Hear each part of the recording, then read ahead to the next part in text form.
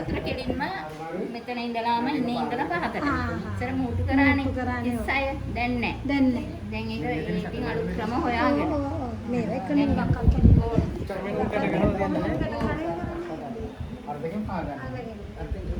නූලෙන් නූල මෙතනින් බේරලා මේ නූලට මේ නූල ගැට ගන්නවා. ඕ දවස් දැම්මම 3ක් මේ මම හිතන 3යි. දවස් 3ක් මේ ටිකට ගන්නවා. ඕ 3 කියන්නේ මම වෙනත් වැඩක් කරනේ. මේක විතරක් නෙමෙයි.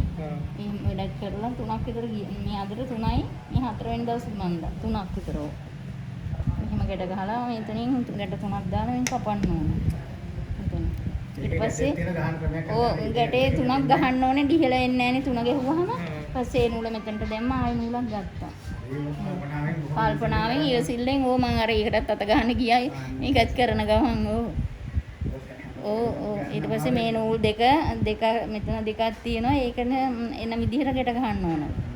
අදින්න මෙතන 4ක් තියෙනවා. මේ 4න් අපි අදින්න ඕන. අර මේ මෙතනින් ගන්නකො මේක තියෙනනේ කටුව තියෙනනේ. කටුව තියෙනවා. එහෙම ගන්න මේ උඩින් තියලා මේකත් මෙතනත් උඩින් තියලා දෙන්නෙක් කරන්න ඕනේ. දැන් මේක මට තනියෙන් කරත හැකියි. එහෙමනේ. ඔව්. තනියෙන් කරත හැකියි.